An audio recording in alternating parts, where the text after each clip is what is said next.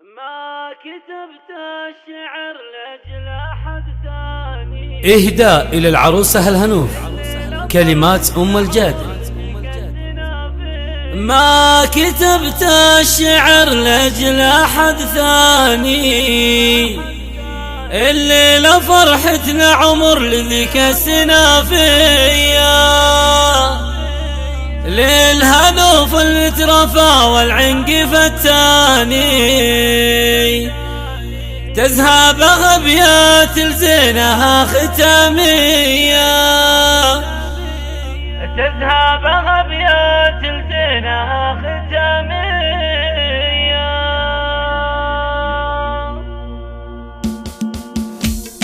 ما كتبت الشعر لأجل أحد ثاني، الليلة فرحتنا عمر ذيك السنافية، لا الهنوف المترفى والعنق فتاني، تذهب أبيات الزينها ختامية.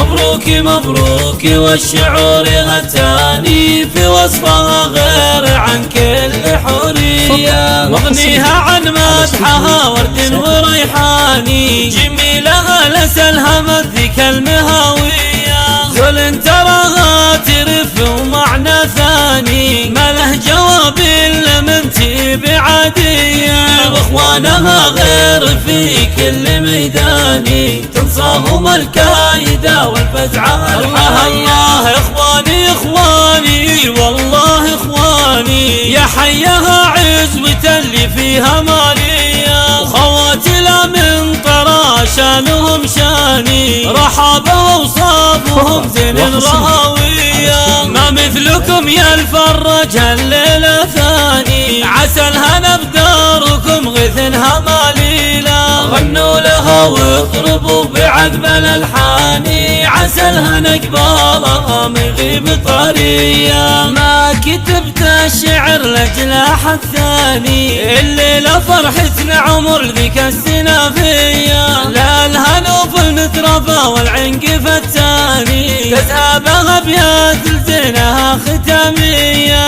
مبروك مبروك والشعور غتاني، في وصفها غير عن كل حورية، مغنيها عن مدحها ورد وريحاني، جميلها لسلهمت ذيك المهاوية، زول تراها ترف ومعنى ثاني، ما له جواب إلا من تبي عادية، واخوانها غير في كل ميداني، تنصاهم الكايدة والفزعة الحية. اخواني اخواني والله اخواني، يا حيها عزوة اللي فيها مالية، وخواتنا من طرى شانهم شاني، رحابة وصافهم زين راوية، ما مثلكم يا الفرج الليلة ثاني، عسى الهنا بداركم غثنها ماليلة، غنوا لها واضربوا بعذب الالحاني، عسى الهنا قبالها ما يغيب طرية.